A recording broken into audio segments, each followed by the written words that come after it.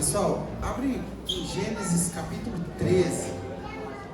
Gênesis capítulo 13. Antes de eu ler o texto, vou contar um testemunho. Quando eu fui levar o carro no Martelinho de Ouro, é um senhorzinho de uns 70 anos que trabalha com isso. Então, primeira coisa de testemunho, um senhor de 70 anos trabalhando feliz no sábado, pós-seriado, e marcou comigo 7 horas da manhã. Normalmente acordamos cedo, né? E eu cheguei lá e estava esperando assim, bonitinho. Aí, pessoal, é o Martelinho de Ouro, né? Aí eu cheguei lá para levar o carro. Tinha chegado um carro antes de mim já. Tá bom, obrigado. E aí o senhorzinho, aí era um casal e o senhorzinho, Bíblia neles. Falando de Jesus para eles, falando de Deus, falando o que é o real sentido da Páscoa. E eu tava mais pro lado assim, né? E ouvindo. E o velhinho cheio de Bíblia. Coisa mais linda do mundo. E o pessoal fala, não, é porque aí o moço foi contar o caso de um carro que ele comprou, aí ele falou que o carro estava amaldiçoado. Aí, não existe isso não. Não existe isso. Não tem como. Só pode amaldiçoar coisa que tem vida. Carro não tem vida, não. Pode ter acontecido alguma coisa dentro desse carro e tal, mas não tem como a máquina ser possuída, não tem jeito, é só ser humano. E ele explicando Bíblia e falando de Jesus. Por que eu estou contando isso? Obrigado, amigo. Gente, nós precisamos urgentemente ser um contador de boas novas. Tem má notícia demais, sim ou não? Se liga a televisão, é só má notícia. É acidente da carreta que bateu no ônibus, que a carreta caiu, pegou fogo, explodiu, o motorista... Aí você muda de canal, fulano, menina de 13 anos, foi capturada, estuprada por um cara que nem sabia, nem nunca tinha visto a menina. Sabe, só notícia ruim. E eu cheguei lá, eu de longe, ouvindo aquele senhor falando de Jesus, ele me edificou tanto. Sabe quando vai te enchendo? De longe. Aí o casal foi embora. Cheguei perto dele e fui afirmar isso que ele fez. Eu falei, olha, parabéns, nós precisamos disso. Ele falou, não, deixa eu te falar, Deus me chamou para o ministério de evangelização do mundo. E eu faço isso através do meu trabalho. Todo mundo que vem aqui, que eu vou mexer no carro, enquanto eu mexo, eu vou falar de Deus para ele. Gente, que coisa mais maravilhosa, né? Coisa linda. Trabalha bem, cobra um preço justo, chegou na hora certa, falou de Jesus. Está aprovado. Está vivendo a vocação. 70 anos com alegria no rosto. Uma coisa linda. Então seja um contador de boas novas. Tem muita má notícia, já não tem? Então seja um contador de boas novas. Sugestão, amanhã é segunda, né? Começa a treinar isso. Separe as boas novas da semana. Segunda você vai falar isso, terça você vai falar aquilo, entendeu? Chegou no seu trabalho, pensou, não, estou cansado. Não, eu não estou cansado, não, estou animado. Qual que é o desafio de hoje? Vou fazer melhor do que eu fiz ontem. Seja diferente, seja um anunciador de boas novas. Amém? Amém, gente? Tem alguém aí? Abraão, Gênesis 13. Gênesis 13. Quando a gente compartilha alguns textos, alguma coisa, pessoal, às vezes pode ter coisas escondidas numa palavrinha. Então, por que a gente fala assim, abra comigo, leia comigo, siga comigo? Que talvez uma palavrinha nesse texto pode saltar aos seus olhos e mudar tudo, toda a sua perspectiva. Então, Gênesis 13. Estamos juntos? Acho que vocês não estão querendo culto.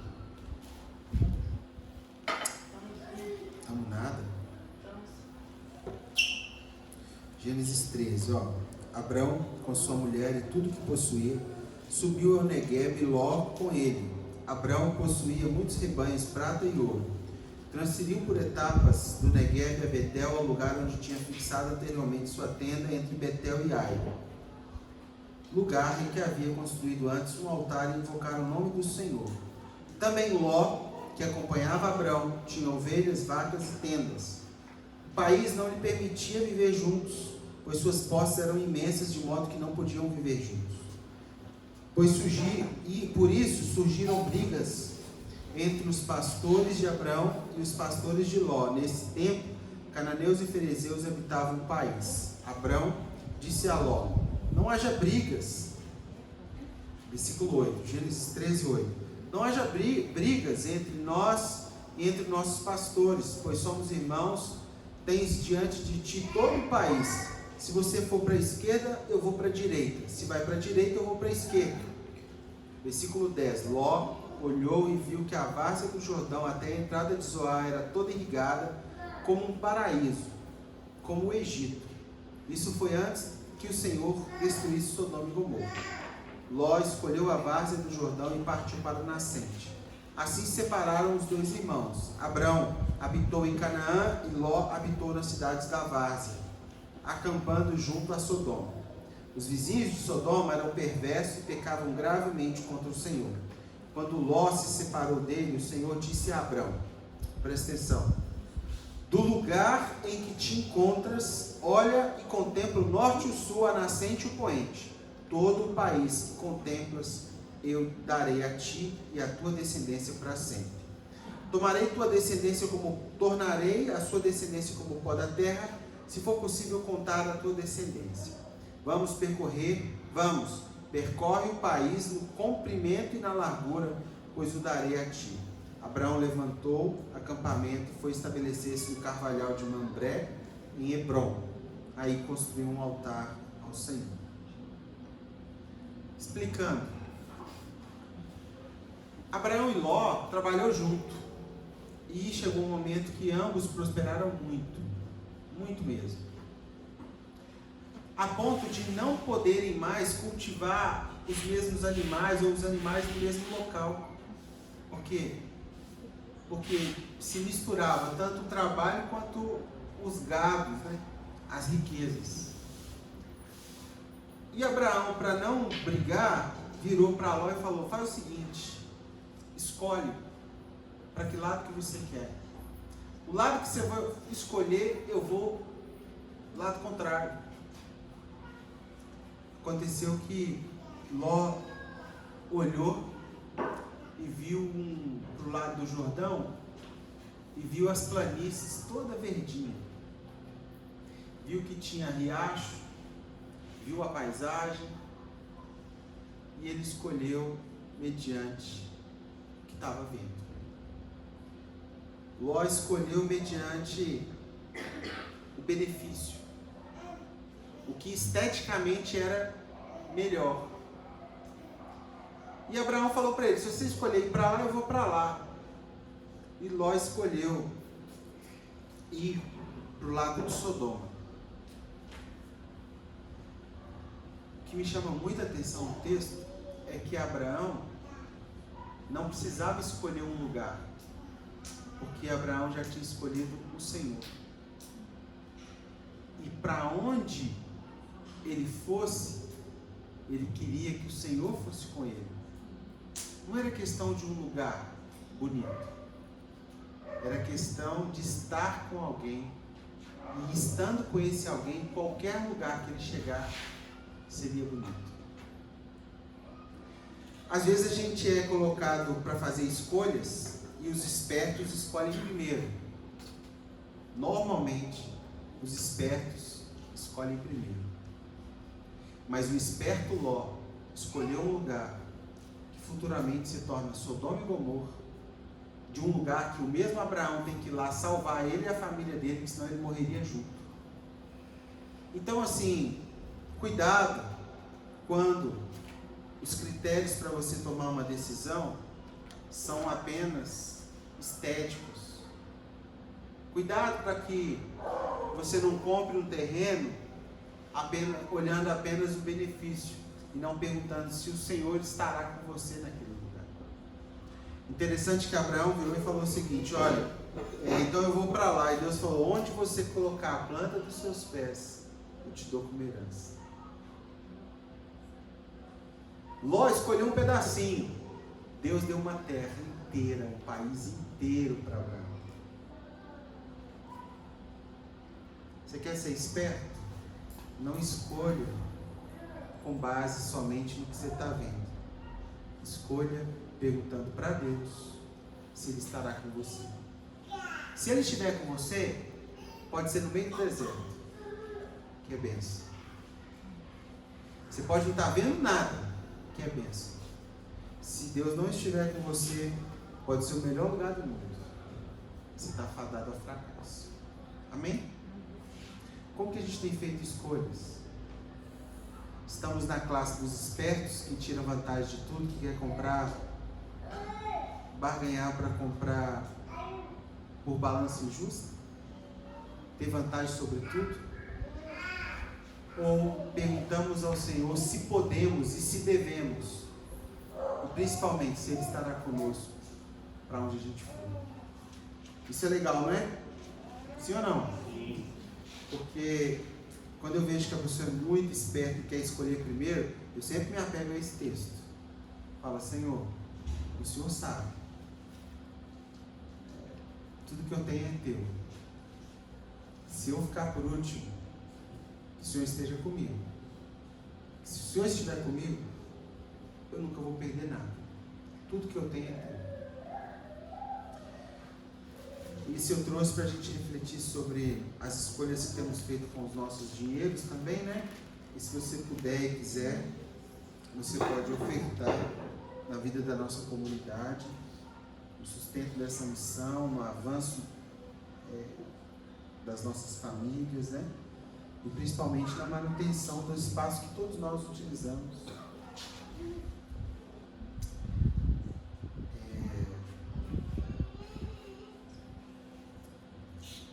Hoje nós vamos falar da Páscoa. Nós estamos falando das parábolas de Jesus. Hoje eu daria uma pequena pausa para falar sobre a Páscoa.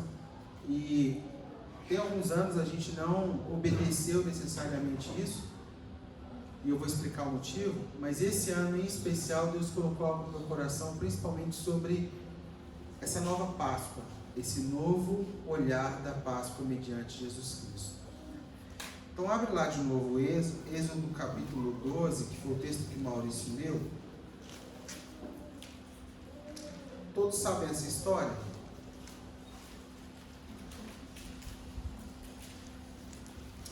Todos sabem o porquê Deus estabeleceu a Páscoa?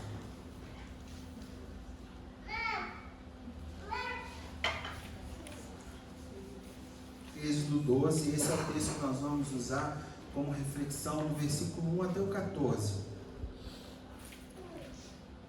Eu vou tentar explicar o texto para ficar mais fácil a compreensão. Pode ser? Bom, Moisés, o nome Moisés significa tirado das águas, ou saído de algum lugar, ou sair, fugir, peregrino, em fuga, né? É alguém que sai de algo. E Deus chamou Moisés para libertar um povo. Ele vai até o líder desse povo, que é Faraó, chega para Faraó e diz: Faraó, eu preciso que você liberte o povo para adorar a Deus. O povo e as suas famílias para adorarem a Deus no lugar santo. Naquele momento, era no tabernáculo de Moisés, que normalmente era feito no deserto. A princípio, Faraó negou. Ele foi de novo, negou de novo, foi de novo, negou de novo. E Deus falou para Moisés: fala o seguinte, fala para Faraó que se ele não permitir, eu enviarei as pragas. Eu consumirei a terra dele, que ele acha que é dele, que é o Egito, pelas pragas. E Deus começa então, com a dureza do coração de Faraó, Deus começa a enviar as pragas, que no total são 10 pragas. E o interessante é que cada uma dessas pragas confrontava uma falsa adoração a um tipo de Deus que havia no Egito daquela época. Então tinha gente que adorava gafanhoto. O que Deus fez? Enviou os gafanhotos como uma das pragas, para mostrar para aquele povo que aquilo que ele adorava era mal contra ele mesmo. Tinha gente que adorava sapo, e Deus enviou uma praga de sapos, que diz o texto que a mulher estava assando um bolo, e quando ela puxa a sua, como é que chama? Que negócio de alumínio? Forma. A sua forma do bolo, e vai partir o bolo assado, dentro tinha sapo. Ela foi deitar na cama, sapo. Ela saiu na porta de casa, não tinha onde ela pisar. Então, e, não sei se você sabe, ele é um autotransmissor de doenças. Então Deus começou a mandar as 10 pragas a fim de amolecer o coração de Faraó. Faraó, mesmo assim, não permitiu a saída do povo. E por que ele não permitiu? Porque o povo era altamente lucrativo, era escravo. Faraó então oprime o povo. Deus envia 9 pragas, mesmo assim ele não permite o povo sair. E Deus tem uma brilhante ideia. A 10ª praga será fatal. Qual seria essa? A morte de todos os primogênitos vivos daquela cidade, ou daquele país, né? Quando Deus fala que vai fazer isso, ele pensa numa forma de proteger aqueles que ele tinha uma aliança. Então, até aí tudo bem? Qual era a ideia de Deus para proteger os seus? Deus falou o seguinte: pega um cordeiro.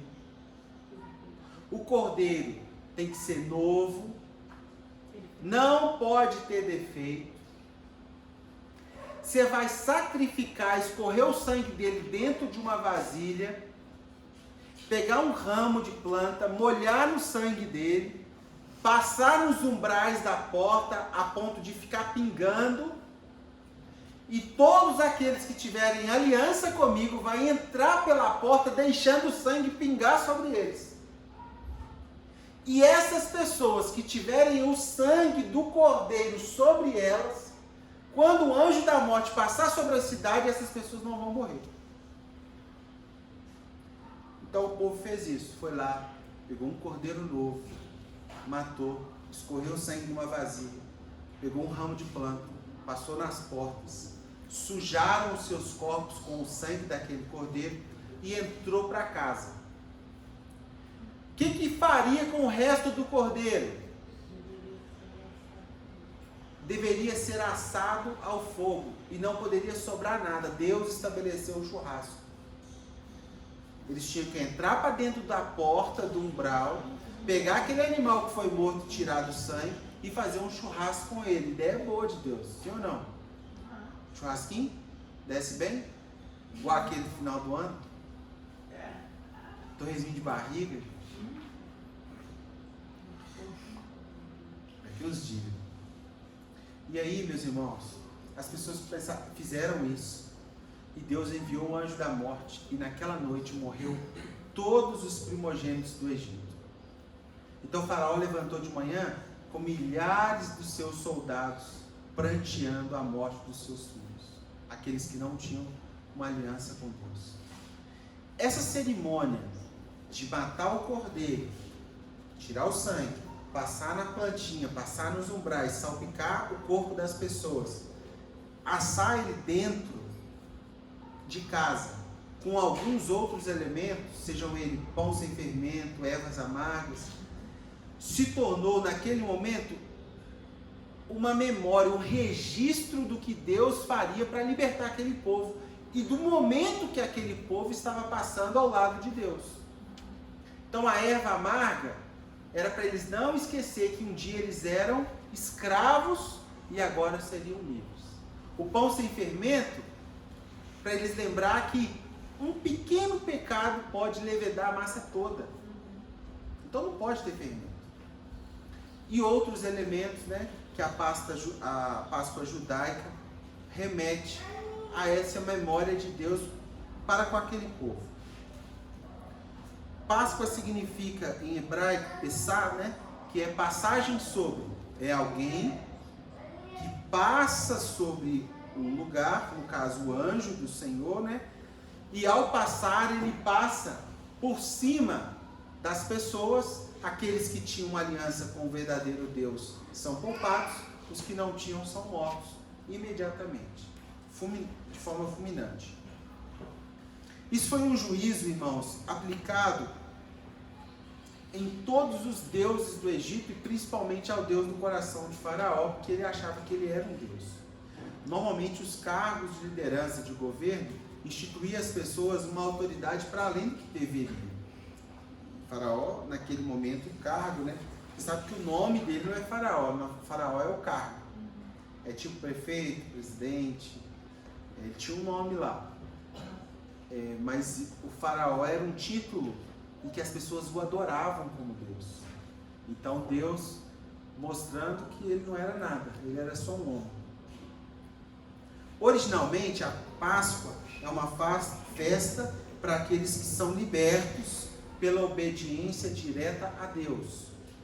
Celebrada no mês de Nisan ou Sisan, né, o Abib, que é entre março e abril. Cada ano dá um dia dentro do calendário. E para a realidade judaica, né, do calendário judaico, marca um novo ano, uma mudança de destino, uma nova vida, um novo estado de obediência como nunca antes obedecido. Pensa comigo, pessoal, você 430 anos escravo no Egito, trabalhando gerações, né? Trabalhando sem receber. E um dia Deus tem um plano de libertar o povo mediante mão forte, né? Isso deveria ser registrado, lembrado para sempre no coração do povo, para que eles não voltassem a ser escravos de novo. Você guardou a simbologia que eu falei do cordeiro? Como é que o cordeiro tinha que ser? Perfeito, novo, perfeito, não podia ter defeito, né? Não podia ser manco, não podia faltar uma orelha, não podia. Tinha que matar esgotando o sangue dele, fazer um chumacinho de planta. Para quê? Nos umbrais da porta, para salpicar nas pessoas. Podia fazer assim nas pessoas, né? Mas a bênção estava sobre a casa. A casa tinha uma aliança com Deus. Então todos que passavam por aquela casa, aquele lugar, se estabelecia, né? Comunicava para Deus uma aliança. Então Páscoa fala primeiramente sobre um cordeiro. No Antigo Testamento, Gênesis 3:21 diz que um dia a serpente morderia o calcanhar do filho da promessa, mas o filho da promessa esmagaria a cabeça da serpente. Isaías 53, ele tomou sobre si as nossas dores e enfermidades, foi escrito exatamente 680 anos antes de Jesus nascer.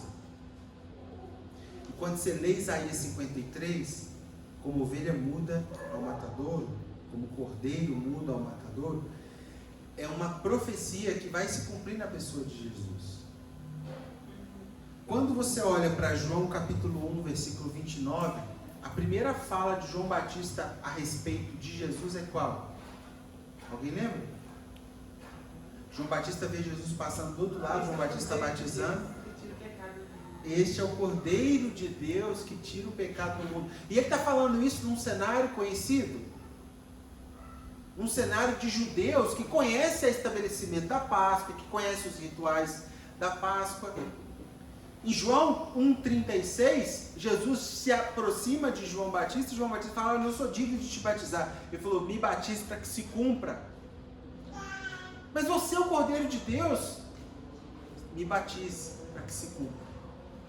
Jesus, então, pessoal, é o Cordeiro de Deus prometido de Gênesis, visto pelos profetas, manifesto no Novo Testamento, há 2022 anos atrás, aproximadamente, nos dias de João Batista. Amém? Então ele é o cordeiro.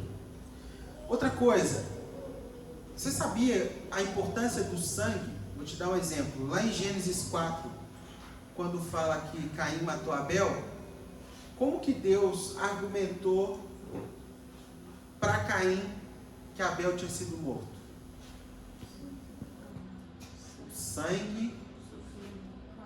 O sangue de Abel está clamando por justiça. Por quê? Porque o sangue fala, o sangue é vida.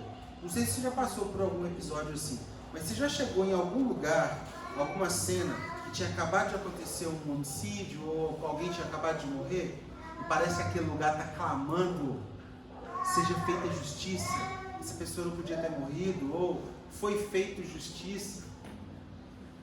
Meu pai teve um sócio, né? E esse sócio tirou a vida num depósito que ele trabalhava.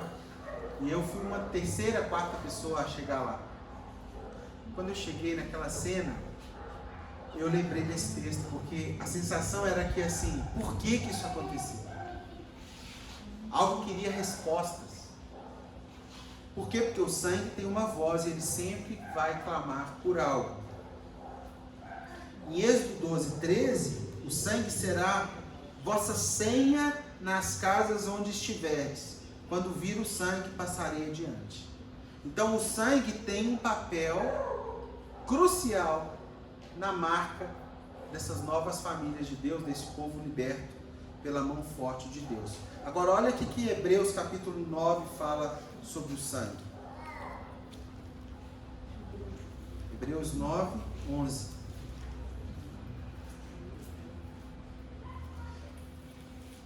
Hebreus 9:11.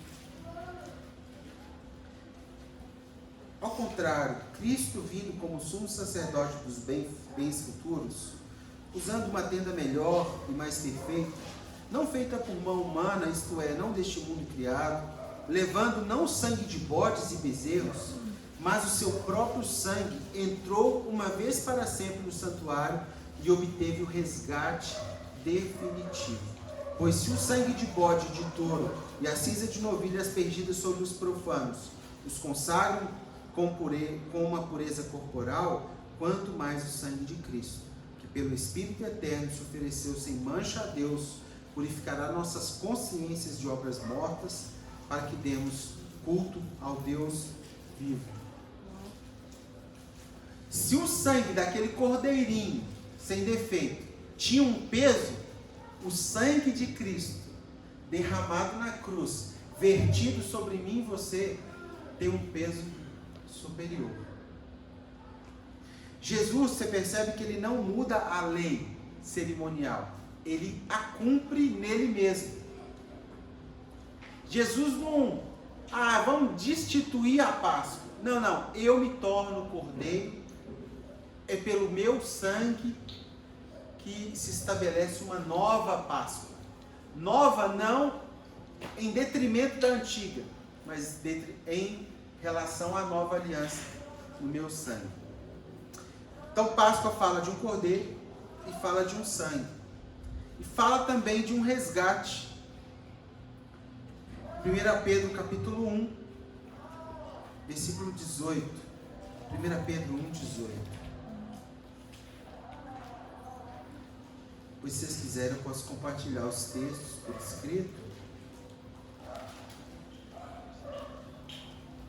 Sabei que vos resgataram de vossa vã conduta, recebida em herança, não com prata ou ouro corruptíveis, mas com o precioso sangue de Cristo, cordeiro sem mancha nem defeito, predestinado antes da criação do mundo e revelado no final dos tempos em vosso favor. Por meio dele, credes em Deus, que o ressuscitou da morte e o glorificou. Dessa forma, a vossa fé e esperança se dirigem a Deus. Ele é o nosso Cordeiro Pascal. Ele é aquele que nos resgatou de um fútil procedimento. Existem pessoas fúteis? Eu estava conversando com uma pessoa e ela contando sobre as crises que o seu irmão tem vivido. Foi criado na igreja, experimentou de Deus, foi subjugado pela religião e também foi o tribunal da religião. É uma igreja bem tradicional, a ponto de um dos filhos fizeram uma tatuagem e excluiu a família toda da igreja.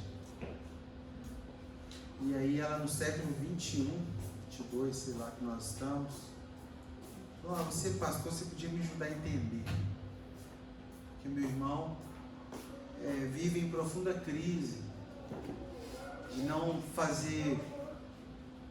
se sentir parte por ser imperfeito, por ter pecados. E eu falei: olha, o que ele precisa experimentar é um resgate que o torna livre. E esse resgate, ele é mediante a morte, não porque eu sou bom. Pessoal, Jesus morreu, não foi porque Jesus era um cara de boa com todo mundo. Jesus morreu porque ele era um contrassenso. Jesus foi perseguido justamente porque ele não era o gente boa com todo mundo. E outra, Jesus teve que morrer porque você não é gente boa. Porque se você fosse gente boa, não precisava de Jesus morrer. Jesus morreu na cruz, não foi para te dar uma melhoria de vida, assim, um upgrade. Você já é bom e vai ter um pouquinho mais. Jesus morreu porque você, por você mesmo, estava destinado ao inferno. Então isso tem que bater na nossa cabeça no sentido de não tinha nada que você podia fazer por você mesmo que podia te livrar do inferno. Somente Cristo, somente a cruz, somente a Páscoa poderia fazer a mão do juízo de Deus passar por cima de você, porque a hora que ele passa, ele enxerga Jesus entre você e ele. Jesus como nosso representante diante de Deus, como nosso intercessor junto ao Pai. João Batista, quando falou assim: eis o Cordeiro de Deus que tira o pecado do mundo. Jesus morreu? Sim ou não? Ressuscitou? Sim. O pecado do mundo foi tirado? Sim ou não?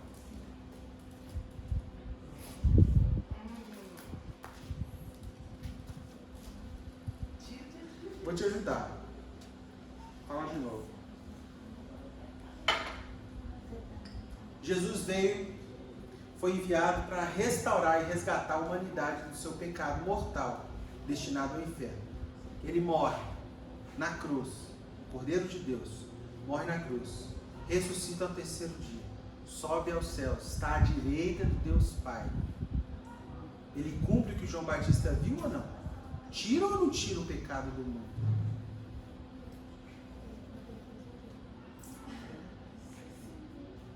Sim ou não? Tira. Sabia que toda vez que Deus olha para você, Ele não consegue ver o que você fez de errado? Só Jesus consegue ver. Porque Jesus tem que te advogar diante de Deus mediante o sacrifício dele. Mas toda vez que Deus te olha, entre você e Deus tem Jesus.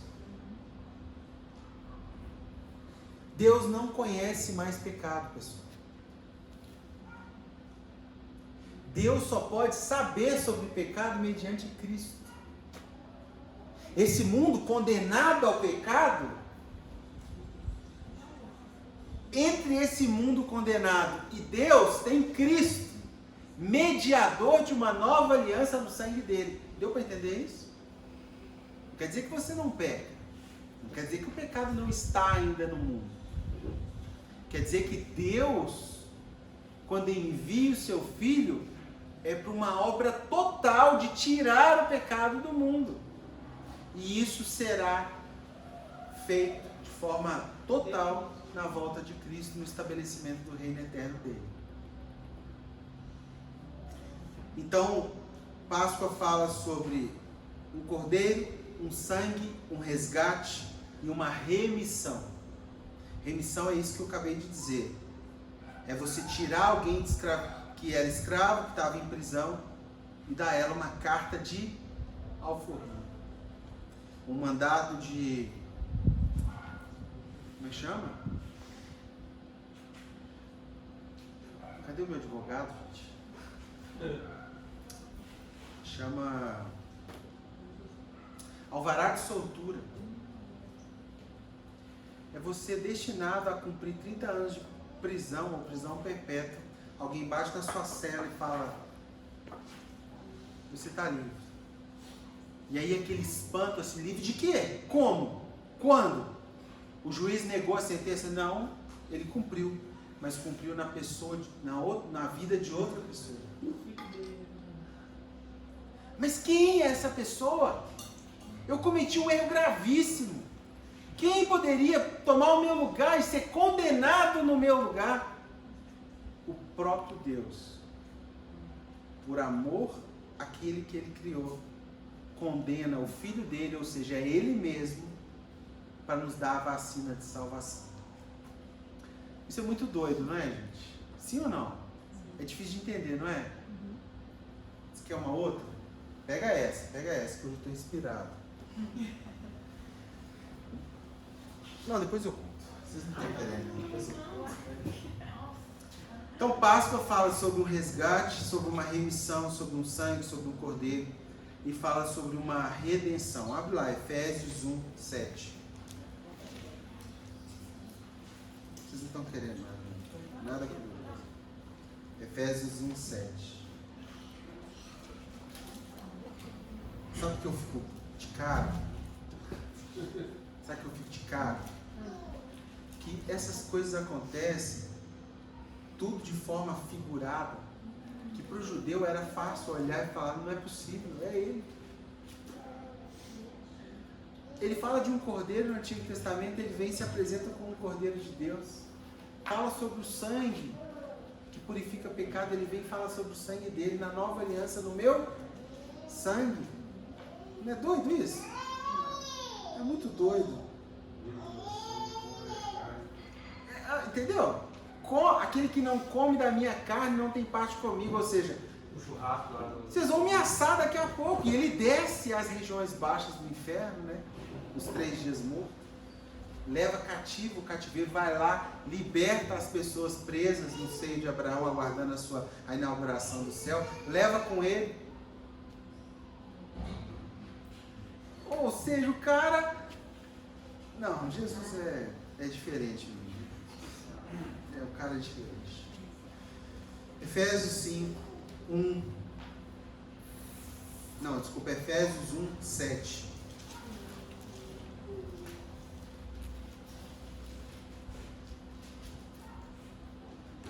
Efésios 1, 7. Não é que seja outro, mas alguns vos estão perturbando para deformar. Estou lendo Gálatas. Gálatas, Efésios 1, 7.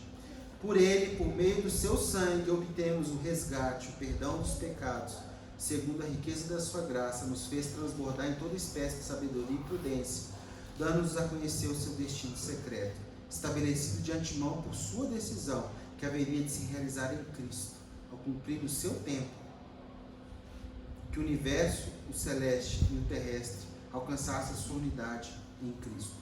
Por meio dele, e tal como havia estabelecido aquele que tudo executa segundo sua livre decisão, nos havia predestinado a sermos herdeiros. Por meio do sangue dele, nós temos redenção, ou seja, redenção é te devolver um lugar que você já teve e um dia você perdeu.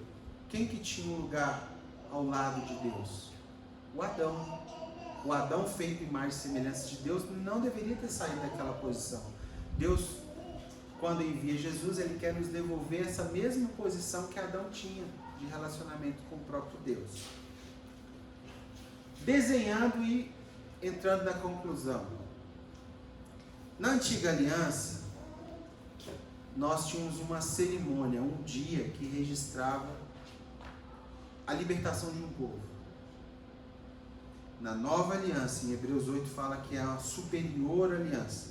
Nós temos uma declaração da vontade de uma pessoa, onde ela faz tudo e a gente recebe tudo. Onde nós não precisamos comprar o sacrifício, onde nós não podemos pagar pelo sacrifício. Ela escolhe por livre decisão morrer mediante uma aliança. Mas sabe o que eu ia contar aquela hora e parei? Jesus é preso.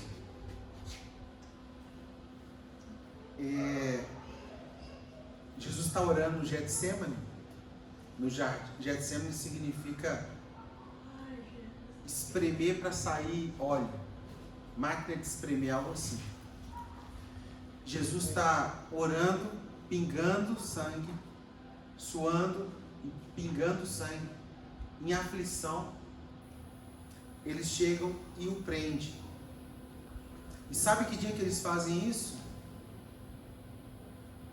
4 dias antes do dia 14 do mês de Nisan, ou de Sisan, ou do dia da celebração da Páscoa. Todo cordeiro em Israel, antes de participar da cerimônia, Páscoa, ele tinha que ser validado pelos sacerdotes. E Jesus é preso e levado, mediante prisão, para os religiosos, para os líderes da época, para ser validado se ele tinha cometido ou não o que as pessoas falavam que ele tinha cometido. Existia uma porta na avenida principal de Jerusalém chamada Porta das Ovelhas. Era um buraco no muro, né? Vem o muro da lamentação, aí tem um espaço e continua o muro. Essa porta, quem criava cordeiro em torno de Jerusalém, levava as suas criações para trás do muro, os sacerdotes se enfileiravam depois do muro, eles soltavam os cordeirinhos atrás, eles entravam passeando na avenida, e o sacerdote escolhia o cordeiro mais perfeito para a cerimônia pública, que é aquela feita na praça, na frente de todas as pessoas, celebrando aquela Páscoa de Êxodo capítulo 12. O que acontece? No dia que Jesus é preso, ele entra por onde? Pela Porta das Ovelhas. E quando ele passa pela Porta das Ovelhas, quem está lá? Em praça cheia, os líderes e os religiosos da época dizendo: crucifica ele. O que eles estavam querendo dizer com esse crucifica ele? Esse é o nosso cordeiro. Esse é o cordeiro para a Páscoa de hoje.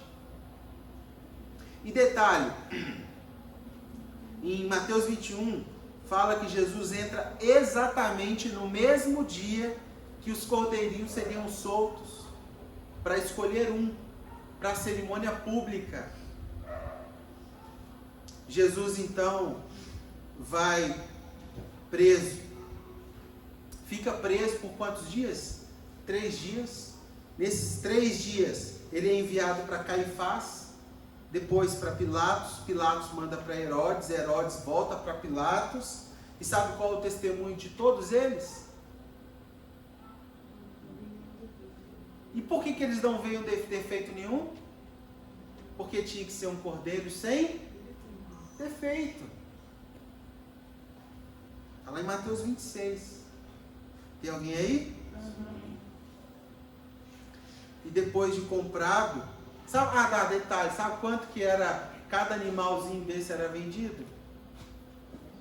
Quando eles soltavam lá, o sacerdote escolhia, não, esse aqui, eles levantavam e falavam, quem que é o dono desse? Eles tinham umas marquinhas ou uma fita para registrar de quem era o animal. E o sacerdote pagava para o dono daquele animal, para que ele continuasse sua criação, para na próxima Páscoa ele soltar de novo. Quanto custava o cordeiro? 30 moedas de prata. Por quanto Jesus foi vendido?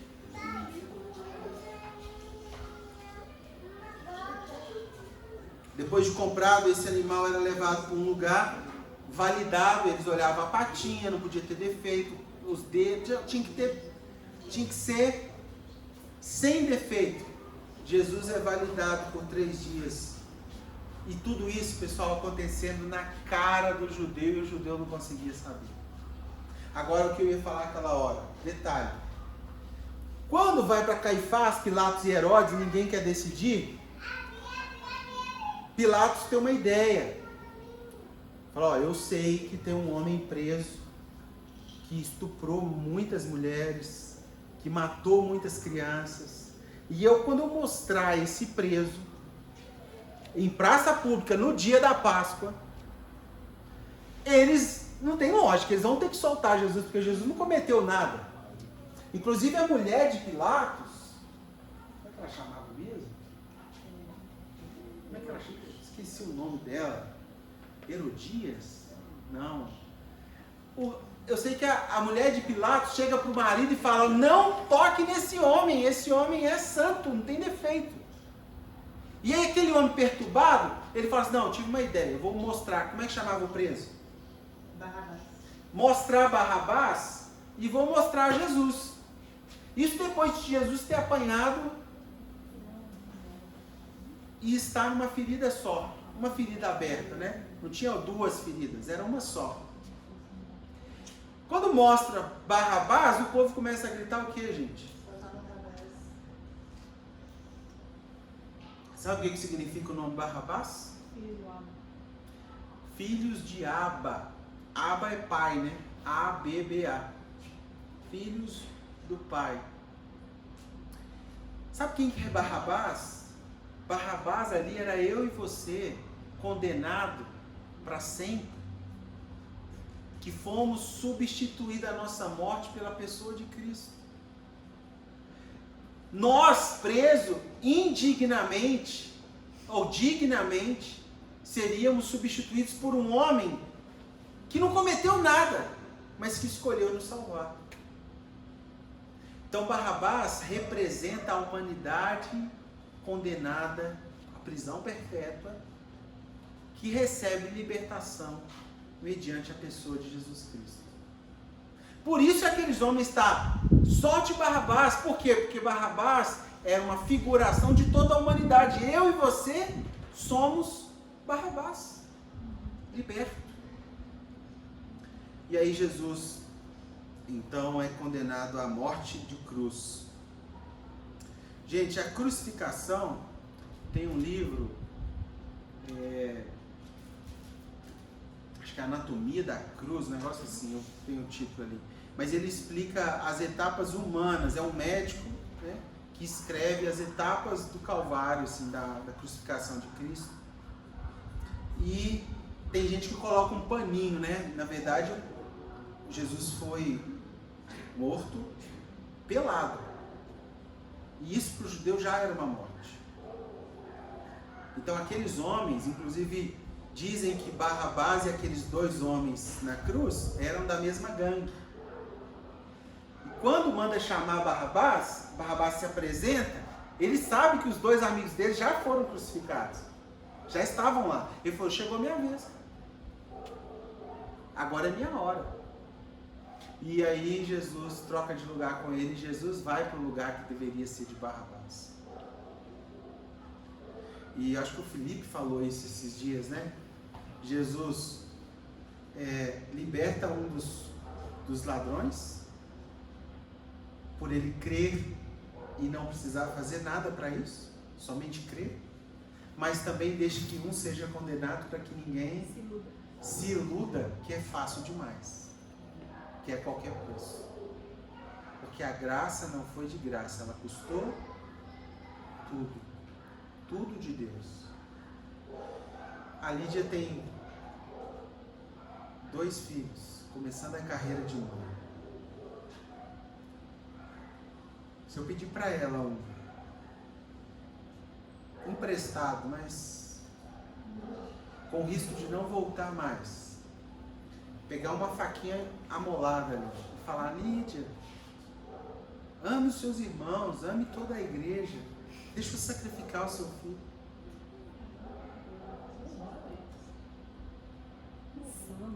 Você faria isso? Por amor, você faria isso? Você deixaria seu filho passar por uma experiência médica para provar um tratamento para salvar milhares de pessoas, mas com risco de 99% de chance de morrer? Deus, mediante Jesus, fez com 100% de chance de morrer. E sabe o que me machuca? Que a gente brinca com essa graça. Que parece que ela vai perdendo valor com o passar do tempo. Sempre quando isso acontece comigo, eu tenho que pôr de paixão de Cristo e ver de novo.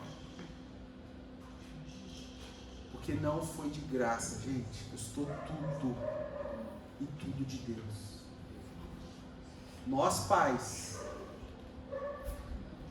não temos ideia do que custou para Deus. Sabe quando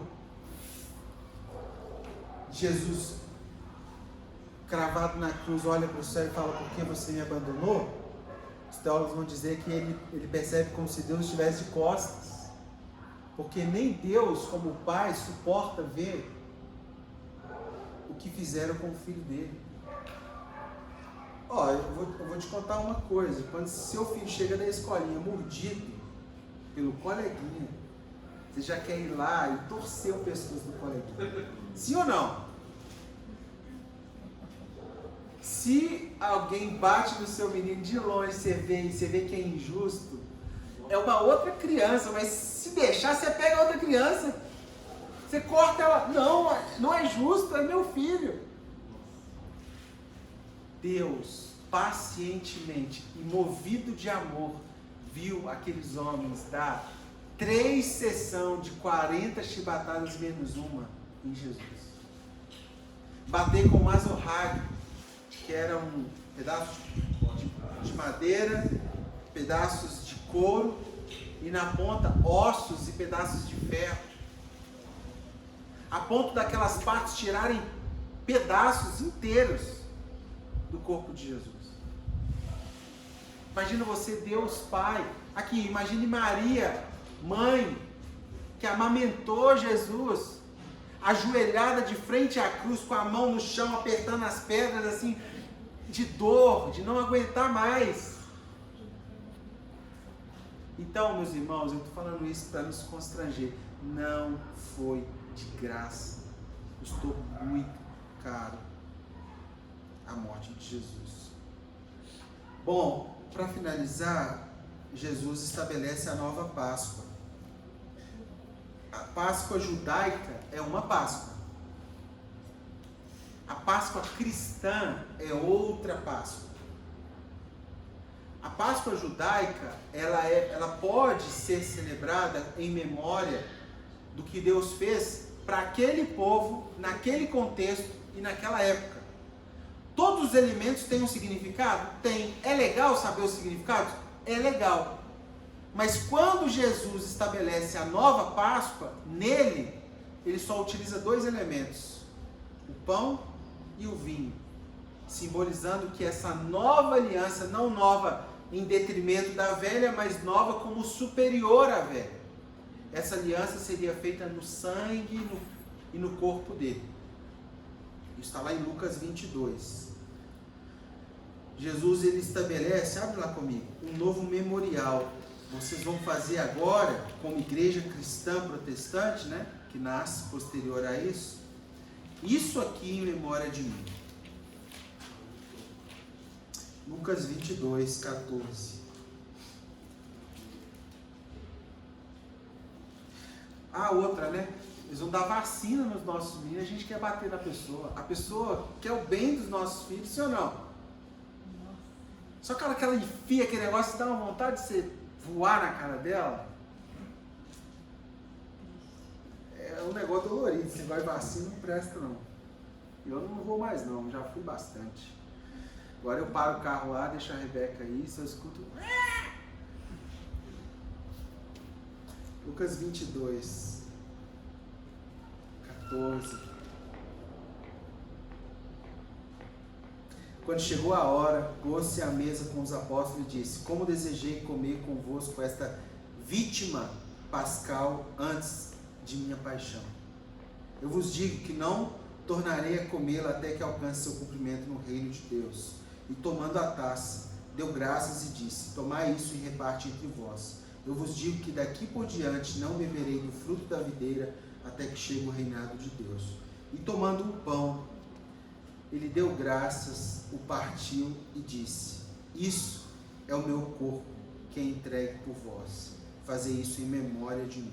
Igualmente tomou a taça depois de cear e disse: esta é a taça da nova aliança selada com o meu sangue, que é derramado por vós. Mas atenção, a mão daquele que me entrega está comigo na mesa. Gente, Jesus pega um pedaço de pão, mostra para os seus amigos e parte o pão. E fala para eles assim, ó, isso aqui é uma simbologia do que vai acontecer daqui a pouco ali. É como se ele estivesse numa varanda e olhasse para baixo, era a praça onde ele ia ser preso. Então ele parte o pão. Às vezes a gente faz isso sem entendimento. É para que aqueles homens que estivessem ouvindo, quando da crucificação, pudessem ligar uma coisa com a outra. Isso daqui é o meu corpo que está sendo entregue. Quem está sendo preso? Jesus. Meu corpo está sendo entregue por amor a vocês. Deus podia fazer de outro jeito? Se Deus fizesse assim, pessoal, estava tudo resolvido. Só que ele precisava fazer por um meio legal. O homem humano pecou. E o Deus humano teve que vir resolver o problema. De uma vez por todas. Ele pega o cálice, levanta o cálice de vinho, né? Que a uva, em processo de fermentação com semente, se torna alcoólica, é altamente alcoólica. Então ela, tinha álcool? Óbvio que tinha, era fermentação natural. Ele balança e fala, tá vendo isso aqui? Ó, isso aqui é uma figuração do meu sangue. Daqui a pouco esse sangue vai ser escorrido na cruz, em favor de vocês. E esse sangue é a nova aliança que eu faço com vocês. Isso vocês têm que lembrar para sempre. Façam isso em memória de mim. Comam o pão e bebam do cálice todas as vezes, para anunciar que a minha morte não foi em vão até o dia que eu volte. Para a igreja cristã, Jesus estabelece uma nova Páscoa, não em substituição da velha, mas uma releitura do que foi aquela, com o cumprimento em Cristo. A antiga usava elementos externos, a nova aliança, ele cumpre nele mesmo, como Cordeiro de Deus, mediante a morte pelo seu sangue e a redenção pelo seu corpo. A ceia, estabelecida em 1 Coríntios 11 pelo apóstolo Paulo, é o quê? É um processo de trazer à memória o que Cristo fez por mim e por você. David, mas eu cometi muito pecado essa semana, eu posso ceiar? A pergunta não é se você cometeu ou o que você cometeu. A pergunta é quem não cometeu. Ok? A pergunta não é se você cometeu pecado ou o que você cometeu de pecado. A pergunta é quem não cometeu pecado essa semana. Quem não está em pecado? Porque se você não estiver, se você estiver bem santo, a Bíblia diz que não foi por você que Cristo veio. Você não precisa de médico. Mas se você, como eu, se vê indigno, não mereceu. O que é indigno? Gente, você merecia o que Cristo fez por você? Você vale? Você justifica o que Cristo fez?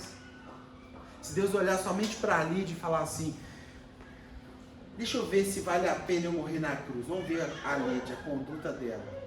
Valeria a pena, gente? Sim ou não? Não valeria.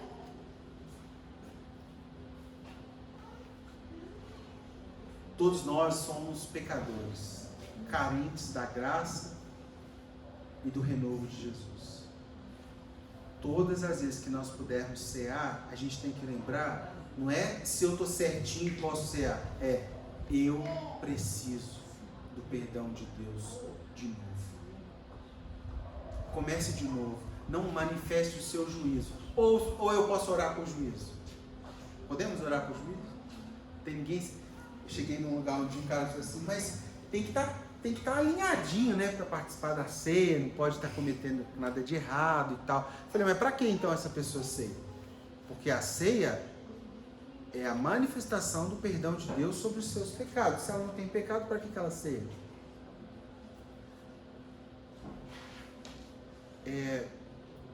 O convite para participar da ceia é para pessoas que têm consciência da sua indignidade de estar sentado na mesa de Deus. Entendeu isso? Tem ninguém aqui que merece. Tem ninguém aqui que é perfeito. Todos nós precisamos do perdão de Deus. Se eu pudesse orar e falar assim, essa pessoa lá, quando fala, não, mas ela está bem, ela tem que estar bem. Eu falei, então peraí, você tem certeza que ela está bem? Eu posso orar então e pedir juízo do Espírito Santo como fez Ananias e Safira? Novo Testamento, tá? Mentiram contra o Espírito Santo de Deus e morreram fulminados. Podemos orar então? É igual o esposo e a esposa estão deitados na cama, já viu aquele TikTok lá do Instagram? Aí a esposa fala assim, negócio de se ele pecar, se ele me trair, ou se ele pensar, é que ele morra agora, o cara dá tão pulo da cama. Por quê? Porque ele está pedindo um juízo que muitas vezes a pessoa não tem, não tem dimensão do que é.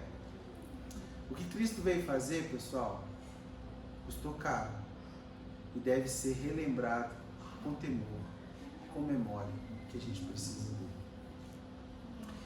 Para isso a gente vai cear hoje. E eu queria que você ceasse de forma diferente. Que você lembrasse da morte de Jesus, mas cear na perspectiva da Páscoa tem a ver com o novo ano. E o que eu resolvi falar, de Páscoa hoje é pelo seguinte. Eu falei que pesar significa passar por cima. Não é isso? Não. Só que às vezes a gente tem muita dificuldade de passar por cima das coisas. Sim ou não? A gente vê muito pelo e ovo, não vê? A gente tem dificuldade de perdoar. A gente tem dificuldade de perdoar o que as pessoas fizeram por nós, o que a gente fez contra a gente mesmo. Sim ou não? A gente tem dificuldade de perdoar as nossas más escolhas, nossos maus pensamentos. Sim? Deus não teve dificuldade de nos perdoar, pessoal. Isso é lindo, não é? E por que a gente não tem tanta dificuldade de passar por cima de coisas? De passar por cima dos problemas, de passar por cima de pessoas que já nos machucaram? Tem coisas que tem que ficar lá atrás. Para ser Páscoa tem que começar de novo. É um ano novo. David, mas você não sabe o que eu já fiz. Eu já cometi pecados horríveis. Algum que não se encaixa no sacrifício de Cristo? Um dia uma pessoa chegou para mim e falou assim, pastor, mas eu já fiz 2 abortos intencionais. Você acha que tem lugar em Deus para mim? Isso aos prantos, né? Eu falei assim, só existe um lugar que pode te caber. A graça de Deus. Senão você está condenado. Quando você é salvo, deixa eu te explicar uma coisa. Quando você é salvo, tem uma bússola de conduta moral que é ativada dentro de você. Toda vez que você faz alguma coisa de errado, você sabe que você está fazendo errado. Sim ou não? Não é assim que funciona? Imagina alguém que tira a vida de 2 seres indefesos. Quem são os maiores acusadores dessa mulher? Ela mesma. A pessoa se mata, ela se autoflagela. O único lugar que pode libertar ela disso é o quê? A graça de Deus. Graça mediante o quê? Ao reconhecimento que ela não merece, mas que a cruz foi suficiente. A cruz e o perdão de Deus é suficiente para passar por cima. Quem aqui quer receber esse perdão de Deus? Amém? Tem alguém que não quer? Pergunta: e por que você não quer perdoar as pessoas? Você quer receber um perdão total de Deus, mas não quer dar um perdão total? É isso mesmo? Porque a Bíblia diz que se você não perdoar, Deus não te perdoará. Então Páscoa é passar por cima. Eu te convido a passar por cima dessas coisas que estão te prendendo. Pra você começar um tempo novo. Você tem que perdoar e não sempre. Ela vou tentar de novo, vou tentar de novo, vou tentar de novo. Talvez o entendimento do que é perdão seja incompleto. Porque perdão não é esquecer o sofrimento ou ter o mesmo convívio. Mas é não contabilizar o crédito que você tem com aquela pessoa. Ou o débito que aquela pessoa tem com você. Você rasga a nota. Imagina um casamento. Vou dar um exemplo mais fácil. Eu e a Rebeca. Levantei. Vou contar só verdades aqui, tá? Só verdades. Vou contar só verdade. Sexta-feira ela me pediu para fazer compra para ela. Eu estava lotado de serviço, tratando, mas morto de cansado.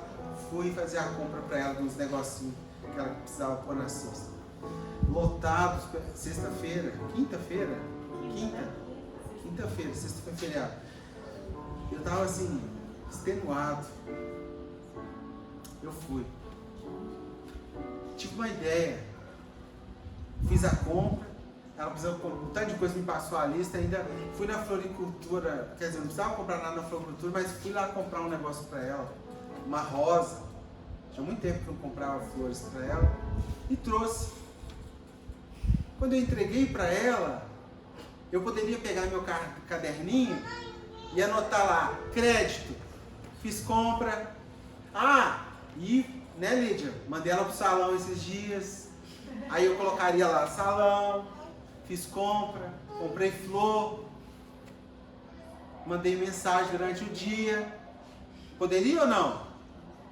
Só que a vida não é assim.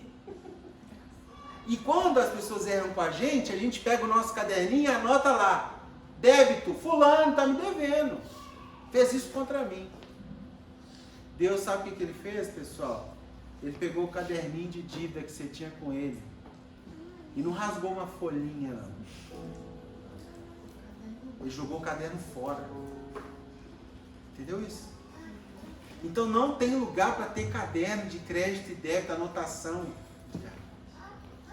Aquele que foi perdoado por Deus, ou ele rasga os cadernos que tem, ou ele não vai ser perdoado por Deus.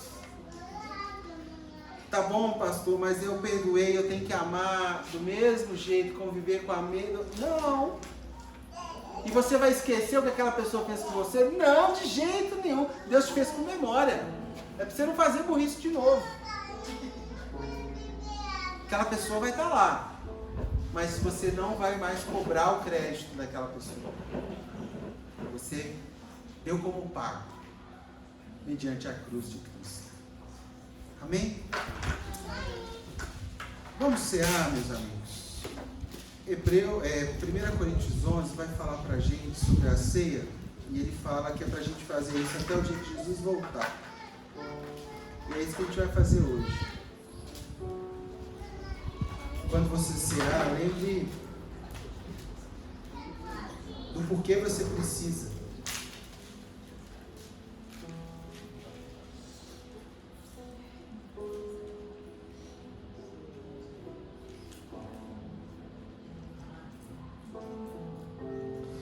O apóstolo Paulo vai falar assim: olha, eu recebi do Senhor que eu te transmito. Na noite em que ele foi entregue, ele tomou o pão, deu graças, o partiu e disse: isso é o meu corpo que é entregue por vocês. Faça isso em memória de mim. Da mesma forma, depois de cear, tomou a taça e disse: essa taça é a nova aliança selada com meu sangue. Faça isso cada vez que bebe em memória de mim. De fato, sempre que comeis esse pão e bebe essa taça, você anuncia a morte do Senhor até que ele volte. Essa ceia é um memorial, é uma lembrança de que o que Deus fez valeu a pena porque você está aqui.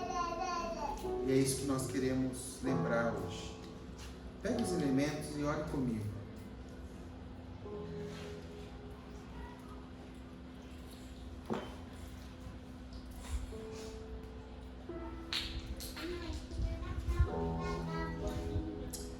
Paizinho, obrigado por tamanho amor,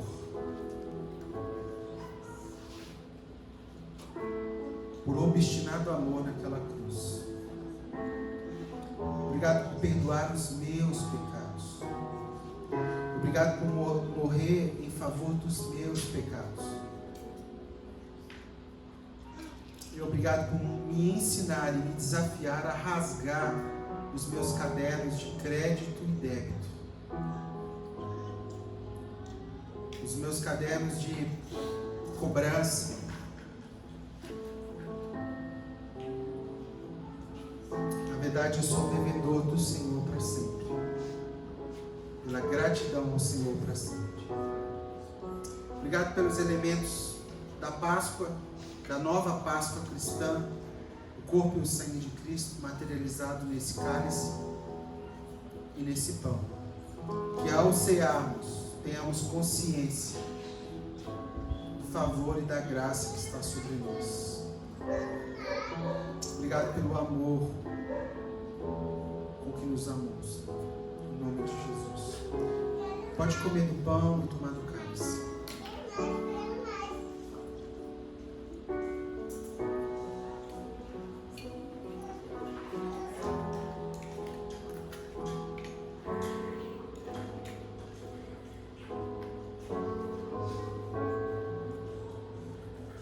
Obrigado, Senhor. Pai, eu oro por todas as comunidades cristãs que nesse domingo registram o valor da cruz, o valor da tua morte e ressurreição. Que esteja sobre nós vivo a memória do valor e do tamanho impacto que a tua ressurreição traz para esse mundo. Para fechar, eu quero te desafiar algo. Eu falei que Páscoa é coisas novas, sim ou não? Mundo novo, ano novo, vida nova. Te desafio a se estabelecer coisas novas, ver, olhar, sonhar, orar, coisas novas nesse ano. Se você está com dificuldade de perdoar alguém, talvez o falar, pode te ajudar. Expor, confessar pode te ajudar. E nós, como igreja, nós temos um dia que estamos aqui de plantão para te atender. Caso você precise, só você marcar um agendamento prévio, a gente consegue te atender para te ajudar nessa escuta que pode te curar também, tá bom? Deixando alguns avisos, as crianças, pode vir então.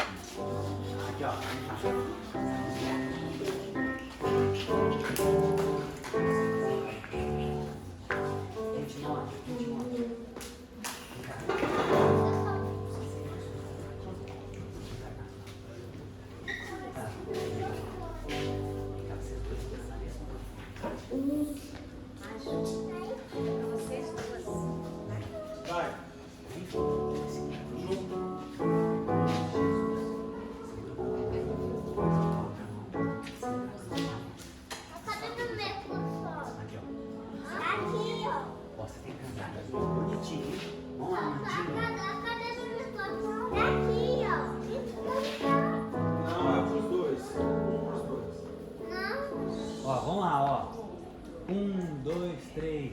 A paz da sua ressurreição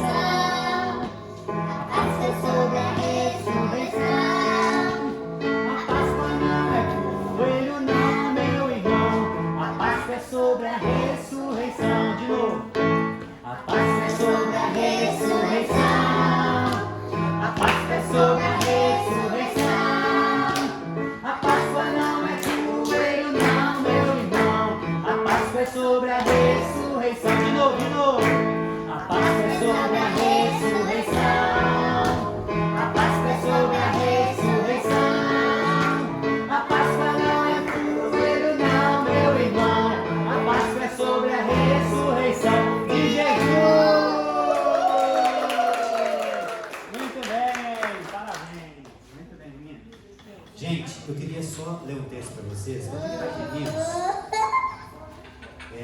Aproveitando essa data comemorativa.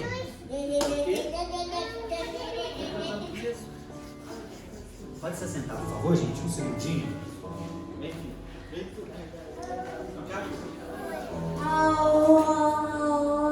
Abre comigo em Êxodo 12, 14.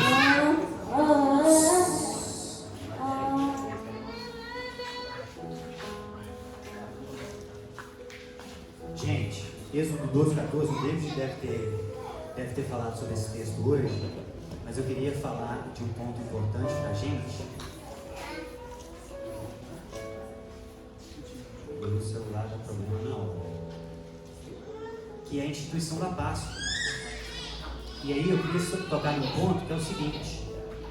Olha, Êxodo 12, 14 diz o seguinte: esse dia será um memorial que vocês e todos os seus descendentes celebrarão como festa ao Senhor.